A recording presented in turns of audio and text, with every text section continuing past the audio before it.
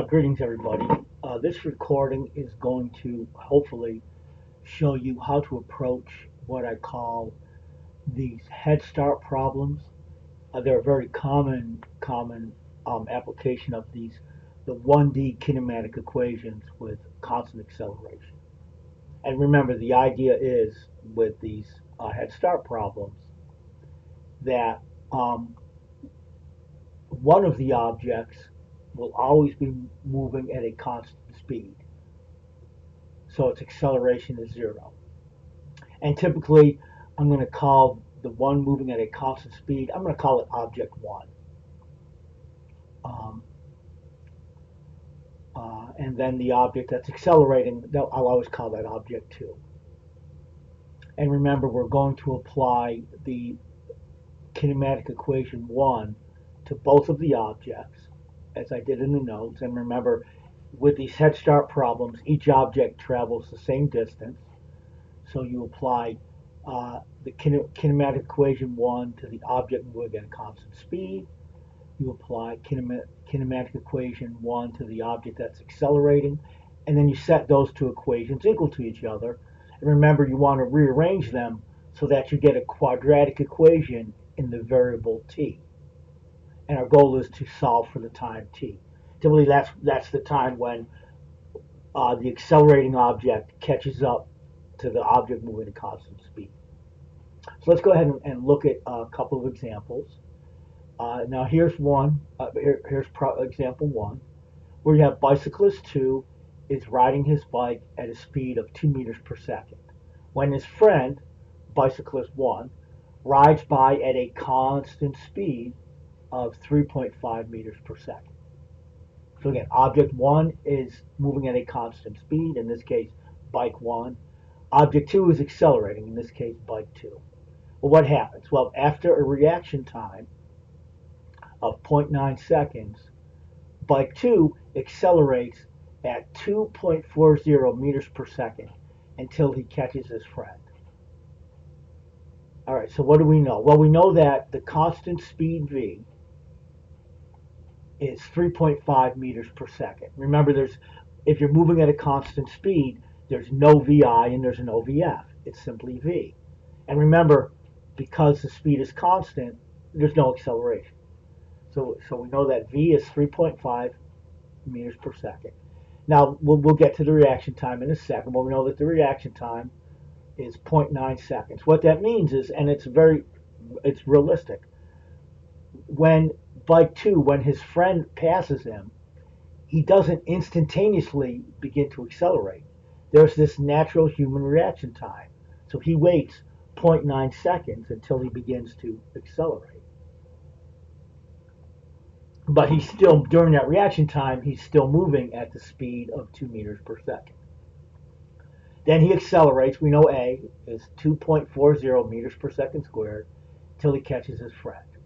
So we want to know, how long does it take, in other words, how much time does it take until bike 2 catches his friend? There's the answer. How far does he travel? In other words, how far do they travel until he catches him? What is his speed when he catches his friend?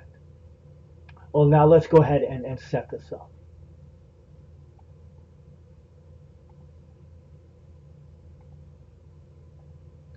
And a good diagram can save you a lot of work. So again, typically I use the green to indicate the object moving at a constant speed, bicyclist 1, object 1. I use the blue to indicate the object that's accelerating, object 2, bike 2. Well, let's look at qualitatively what's going on. So here, bike 2, he's moving at this initial speed, this vi.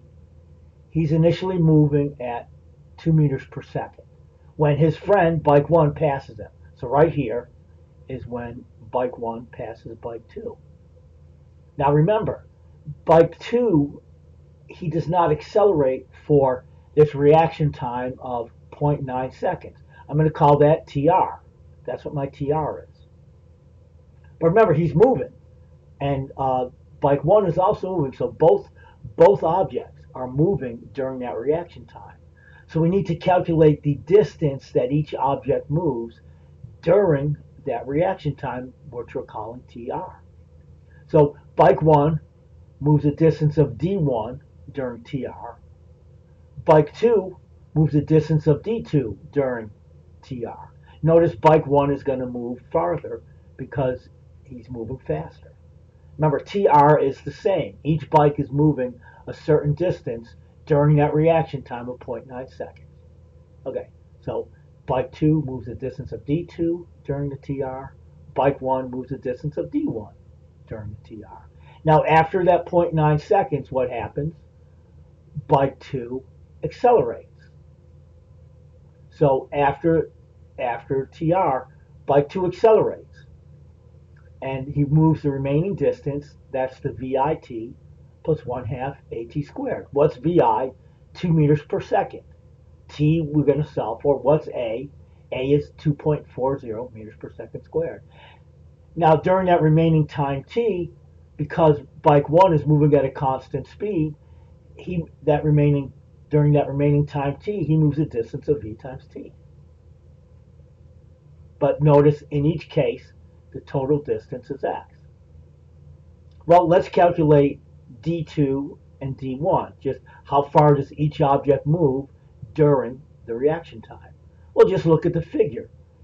D2, remember, distance in general distance is just speed times time. So D2, the distance that bike 2 moves during that TR, is VI times TR. Just speed times time. So D2 is V times TR. You get 1.8 meters.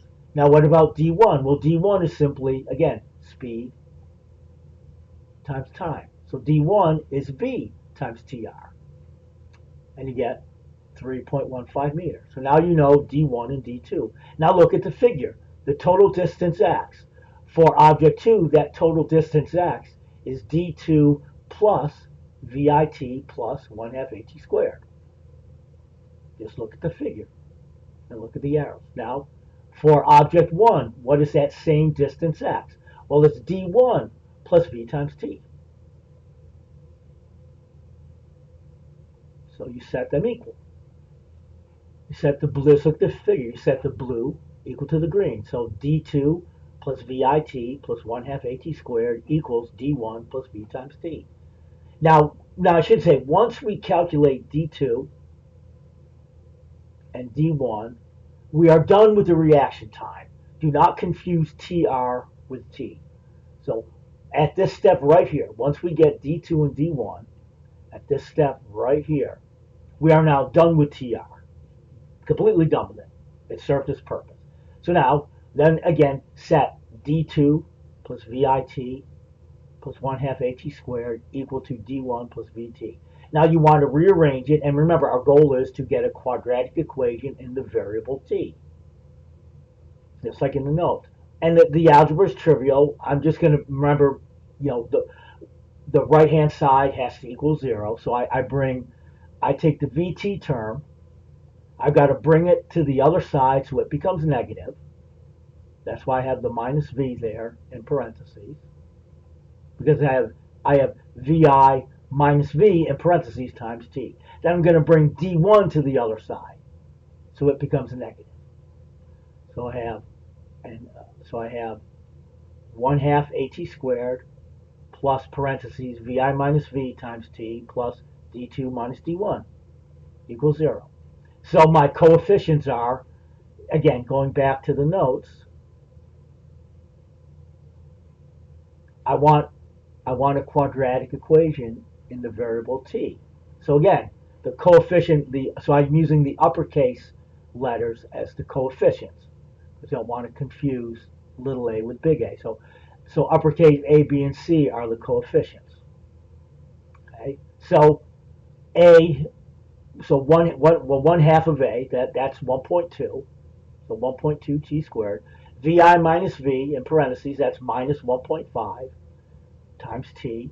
D2 minus D1 is minus 1.35.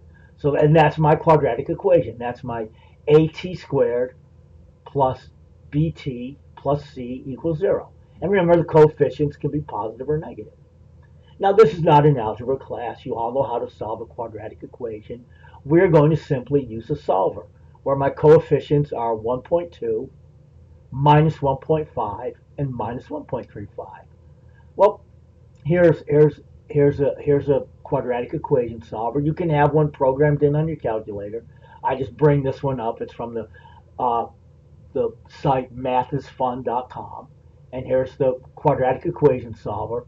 Well, my coefficients are. Let me pause this for a second. Okay, so my coefficients, my A, B, and C, are 1.2, minus 1.5, and minus 1.35. Those are my A, B, and C. So I'm just going to plug them into the solver. Here they are, A, B, and C.